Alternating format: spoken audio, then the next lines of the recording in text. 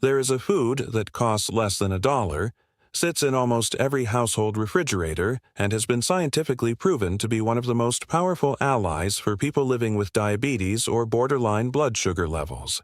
And yet, paradoxically, this same food was treated for decades as one of the greatest villains in nutrition history. People were told it damaged the heart, spiked cholesterol, and that diabetics should never touch it. I'm talking about eggs, and what science has actually uncovered about them is going to surprise a lot of people, especially those over 60. At this stage of life, the metabolism operates differently, the pancreas faces increasing challenges, and dietary choices carry far greater consequences than they did at 40. There is a right way and a wrong way to eat this food, and the vast majority of people with diabetes are doing it the wrong way, not out of carelessness, but simply because the information they received was outdated or incomplete. I'm Dr. Paula Andrade Serrano, a geriatrician specializing in quality of life for older adults. Today, I'm going to walk you through 5 science-backed discoveries about eggs and blood sugar control, with a specific focus on what changes after the age of 60, because that context matters more than most people realize. What diabetes actually does to the body. After 60, before we talk about eggs, you need to understand how diabetes behaves differently in the body of someone over 60, because it is not the same disease it is in a 40-year-old, and that difference changes the entire approach to managing it. Type 2 diabetes accounts for over 90% of all diabetes cases worldwide. Simply put, it occurs when the body's cells stop responding properly to insulin, the hormone that acts like a key, unlocking cell doors so that sugar can enter and be converted into usable energy. In a younger adult with type 2 diabetes, the pancreas can still compensate by producing extra insulin to push glucose into resistant cells. Over time, this constant overproduction wears the organ down. By the time someone reaches their 60s, that fatigue is already present to varying degrees. The aging pancreas produces insulin less efficiently, cells become more resistant, and the margin for dietary error narrows significantly. This is why what you put on your plate at breakfast, lunch, and dinner has a dramatically greater impact on blood sugar after 60 than it ever did before. A dietary mistake that caused a minor fluctuation at 40 can trigger a significant spike at 68. According to data from the International Diabetes Federation, the prevalence of diabetes among people over 65 exceeds 25 to 30% in many countries, roughly 1 in 3 seniors, and it is estimated that nearly half of all people living with diabetes don't know they have it, because in the early stages, symptoms are subtle and easy to attribute to normal aging, fatigue, occasional blurred vision, slow wound healing, mild thirst. Uncontrolled elevated glucose silently damages blood vessels, kidneys, eyes, and the nerves in the feet. It is a slow, invisible process that begins years before any serious symptom appears. Understanding this is what makes the conversation about eggs so much more important than it might initially seem. 1. Eggs don't raise blood sugar. At all. This is the most fundamental and powerful point. Eggs contain virtually no carbohydrates.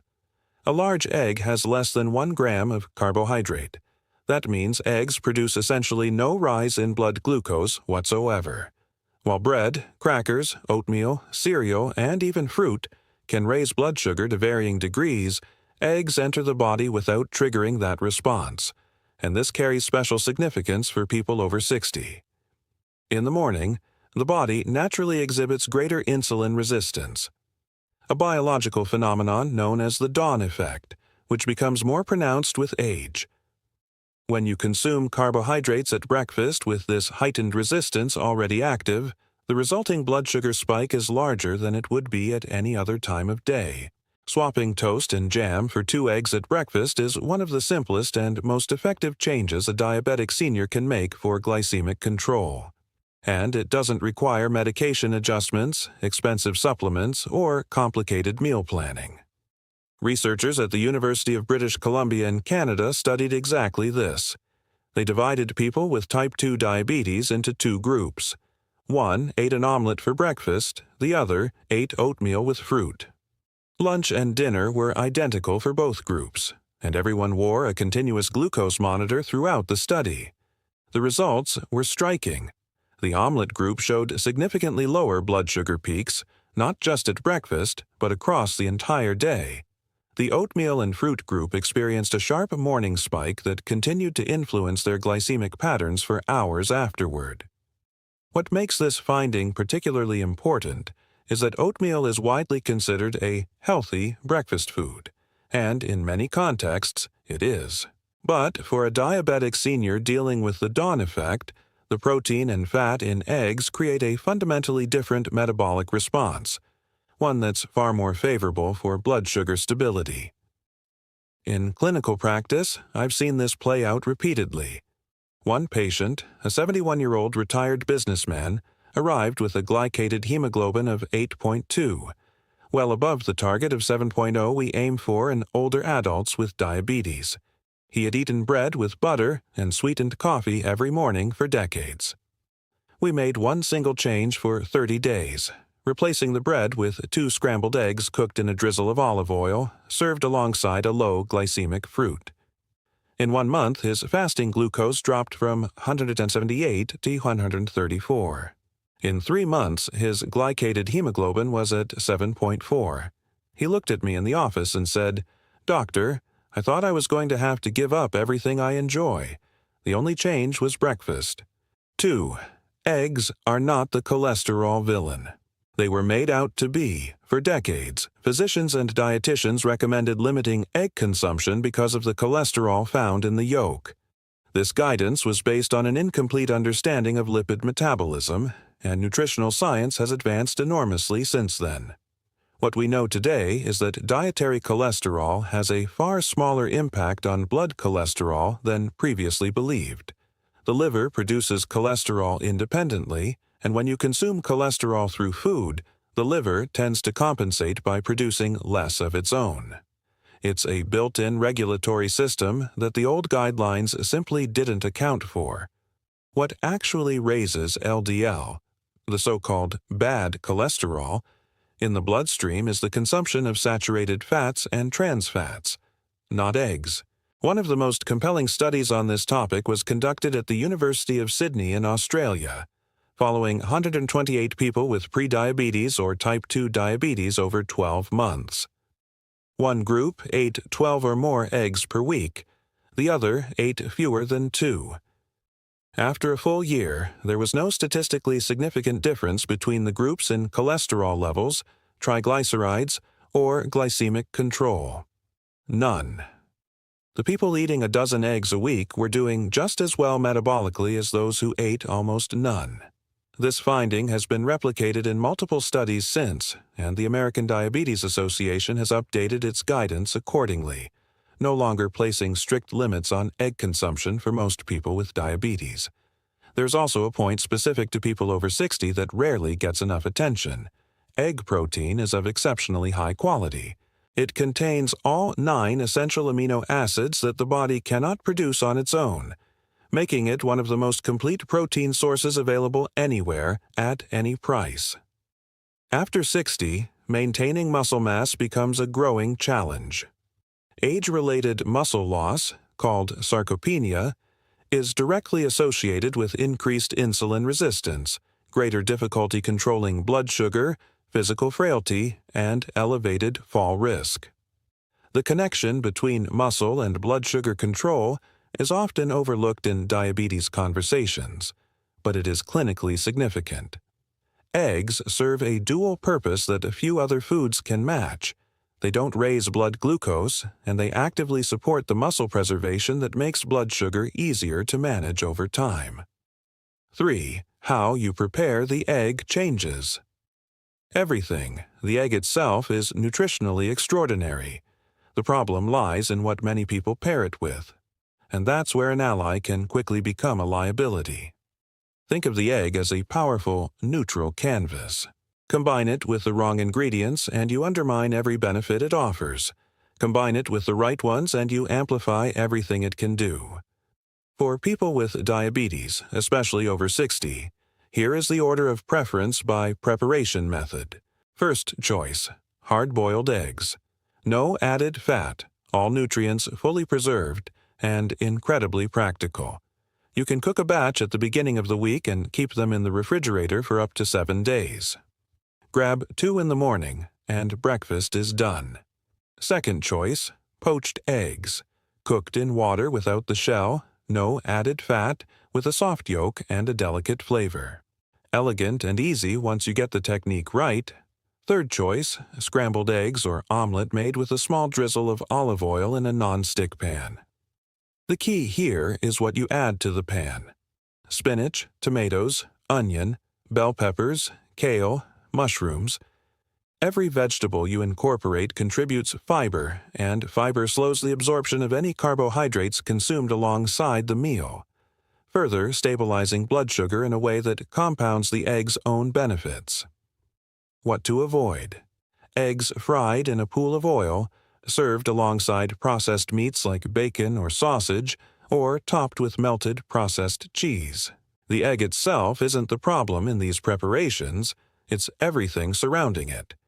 The excess saturated fat, sodium, and empty calories actively work against glycemic control, cardiovascular health, and the very goals you're trying to achieve. A 67-year-old retired teacher I treated illustrates this perfectly. She had been diabetic for 8 years and managed reasonably well, but never quite reached her target. She loved eggs. Always fried in a generous amount of oil with sausage on the side. It had been her breakfast for as long as she could remember. When I explained the difference preparation makes, she was skeptical. She told me a boiled egg sounded boring and joyless. So I taught her to make an omelet with tomatoes, onion, and fresh herbs in a non-stick pan with just half a teaspoon of olive oil. She came back to the next appointment telling me her whole family had adopted the recipe and that her morning glucose readings had dropped consistently. I had no idea the preparation made that much difference, she said. It does. Enormously. 4. What you eat alongside. Eggs matters. Just as much an egg on its own is already excellent for blood sugar, but when paired correctly, the effect multiplies in ways that make a real, measurable difference. Think of blood glucose as a wave. After eating, it rises. The goal is for that rise to be slow, gradual, and controlled, not a sudden spike that overwhelms the pancreas and over time damages the vascular system. Every meal is an opportunity to shape that wave. When you pair eggs with fiber-rich vegetables, leafy greens, tomatoes, zucchini, bell peppers, the fiber slows the absorption of any carbohydrates present in the meal. When you add a small portion of high-quality carbohydrate, such as a thin slice of dense whole grain bread, the protein and fat in the eggs slow digestion even further. The glucose curve stays smooth and gradual. This is what specialists refer to as a low glycemic impact meal. And for a senior whose pancreas is already working at reduced capacity, that smoothness is not a minor detail. It is protective. An analysis of data from the Framingham Heart Study found that people who consumed 5 or more eggs per week as part of a diet rich in fiber, fish, and whole grains showed a 26 to 29% reduction in the risk of impaired fasting glucose. That's not the egg working alone. That's the egg functioning as part of an intelligent dietary pattern. Practical breakfast options for diabetics over 60. Option 1. 2 hard-boiled eggs, plus a thin slice of dense whole grain bread, plus a handful of leafy greens with cherry tomatoes, plus black coffee or unsweetened tea. Option 2. 2 egg omelet with spinach and tomatoes, cooked in a drizzle of olive oil, plus a small portion of berries, strawberries, blueberries, or raspberries, all of which have a low glycemic index. Option 3. Poached egg over a bed of arugula and cherry tomatoes, dressed with olive oil and a pinch of salt. Simple, quick, and surprisingly satisfying. Option 4. Excellent for dinner. Scrambled eggs with sautéed vegetables, zucchini, eggplant, bell peppers, finished with a small amount of fresh white cheese. Light, flavorful, and negligible glycemic impact before sleep. One additional point worth making: hydration matters here too. Drinking a glass of water before a meal has been shown to modestly reduce post-meal glucose spikes by slowing gastric emptying. It's a small habit, but when combined with a well-constructed egg-based meal, every detail compounds. 5. Eggs are an ally, not a cure. No single food controls diabetes on its own. No food replaces medical treatment. That needs to be said clearly and without ambiguity. If you take medication, continue taking it. If you use insulin, keep using it as prescribed. Eggs are an intelligent addition within a healthy lifestyle. A tool in the toolkit, not the entire toolkit. The quantity that research consistently identifies as safe and beneficial is 1 to 2 eggs per day, or roughly 6 to 12 per week. More is not necessarily better. The goal is consistency over time, not intensity in a single week. It's also worth noting what eggs are not a substitute for: regular physical activity, adequate sleep, stress management, and consistent medical follow-up. Blood sugar control in seniors is multifactorial. Diet is one pillar, an important one, but it works best when the other pillars are also in place. Always discuss with your physician or registered dietitian how to best incorporate eggs into your specific dietary plan. People with advanced kidney disease, significantly elevated cholesterol, or other specific conditions may require individualized guidance that differs from the general recommendations presented here. What science shows for most people over 60 with diabetes is what's been shared today. But you are an individual, and your care should reflect that. A quick summary of what you learned today. Eggs contain virtually no carbohydrates and produce no blood sugar spike. Replacing bread with eggs at breakfast is one of the most effective and accessible changes a diabetic senior can make, especially given the dawn effect that heightens insulin resistance in the morning. Eggs are not the cholesterol villains they were labeled as. Studies involving up to 12 eggs per week in diabetic individuals showed no negative impact on lipid profiles. The problem was never the egg, it was what surrounded it. Preparation method is decisive. Hard-boiled, poached, or lightly scrambled with olive oil and vegetables are the best approaches. Fried in abundant oil with processed meats is the opposite. Pairing eggs with fiber and vegetables creates a low glycemic impact meal. The smooth glucose curve that results protects both the pancreas and the cardiovascular system over time. Eggs are an ally, not a remedy. Maintain your medical treatment and use eggs as part of a broader, intelligent dietary strategy. If this content was useful to you, share it with someone who needs it. A parent, a sibling, a friend, or a neighbor who is still afraid to eat eggs based on decades-old information, or who starts every day with toast and has no idea what that does to their morning blood sugar. Sometimes the right information doesn't come from a doctor's office.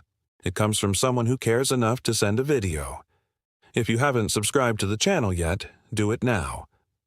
Every week I bring content created specifically for people aged 60 and over.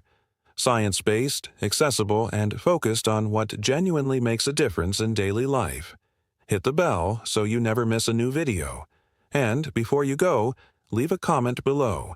Tell me where you're watching from. Write your city or your country. I love knowing where each person who follows this work is coming from. And if you're living with diabetes, or if you care for someone who is, share your experience too. That exchange of real-life stories helps so many people who are walking the same path and looking for the same answers.